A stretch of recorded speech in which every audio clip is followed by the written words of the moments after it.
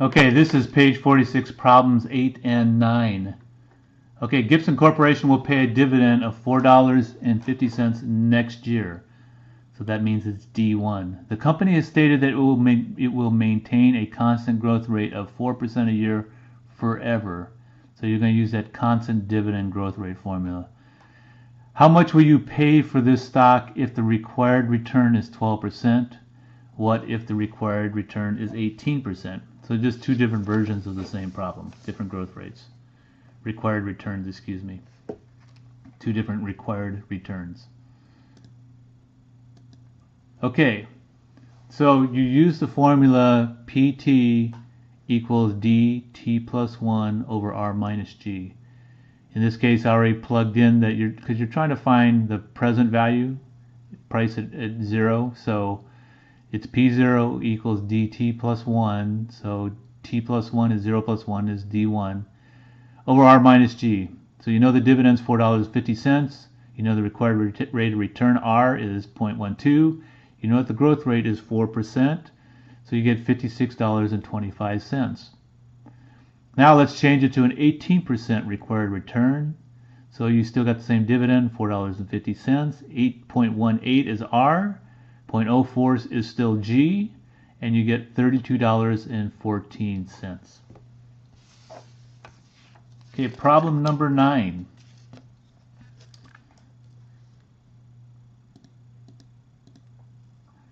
A company has issued a preferred stock called 10/10 preferred. The stock will pay a dividend of $10 forever. So that's the constant growth formula you can use. I'll show you, you can actually use both formulas and I'll show you why. Starting from 10 years from now though. So you won't get that first dividend until 10 years from now. So it's D10 is what that is. D10 years from now. If you require a 6% return on this investment, how much are you willing to pay for this preferred stock today? So you want to find out the price today.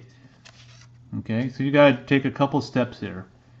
And there's two different ways you can do the first step, and I'll show you both ways.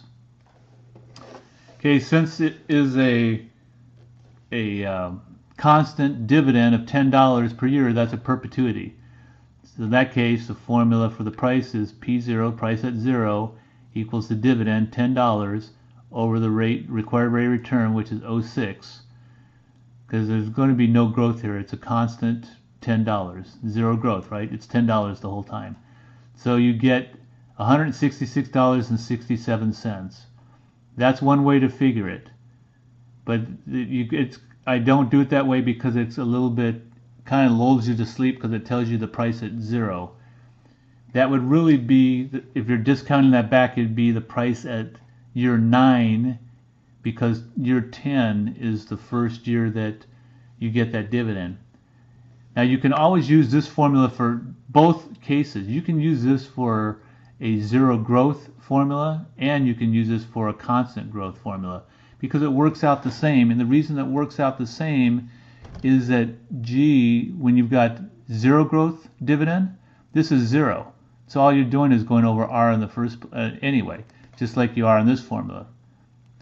But it helps you a little bit because you know that you want to be at dividend 10, D10 in this case. So you know this formula is PT equals D2T plus 1 over R minus G. You know you want this to be 10. So if this is T plus 1, this is P9. Okay? So again, you go through the formula. D10, you know, is $10. You're trying to figure it for period 9 because you want to get it back to the first, discounting those back to P9, because you're going to have to discount this back all the way to P0. This is why you use this formula. So you've got $10 over R minus G. Remember, G is 0. There's 0 growth. That dividend is $10 the whole time, forever. So then you're basically just doing P9, the price in year 9, is $10 over 0.06, which is again $166.67. So now you've got the price in year 9. Look here, it would look like you had it at P0, but it really wasn't at P0.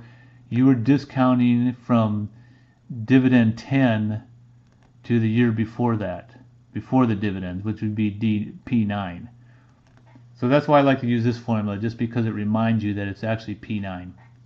Okay, so now you know this is the price in year 9. Now you've got to discount that back all the way to 0 to get the price at the year 0, because they want to know what the price would be today. So you take that $166.67, which was what the price would be in year 9, and you discount that back for 9 years over the required return, which is 6%. So now this is just a standard discounting thing where you're just discounting that back 9 years. So you take the $166.67. Remember, this was the price in year 9 of all those cash flows that started in year 10. Divide it by 1.06 to the 9th power, because you're discounting it back 9 years. So 166.67 over 1689479 is $98.65. So remember, you can use this formula when you've got a constant growth rate dividend, and you can use it when you've got a 0 growth rate dividend, because G turns out to be 0 anyway. So it's just dt plus 1 over r. Or when you've got, you can also use this formula, but this might have screwed you up on, really this was year 9 that you were discounting to, and not year 0. So that's why I wanted to do it this way. It's a two-step thing. You got to discount those future $10 payments back to the year right before then. That gives you a number that you get once you've got that price at year 9. Then you discount that all the way back to year 0, and you use a little bit of different formula. Use the standard discounted formula, which is whatever the price was in year 9 over 1 plus the required return to the 9th power. And that's problems 8 and 9 on page 46.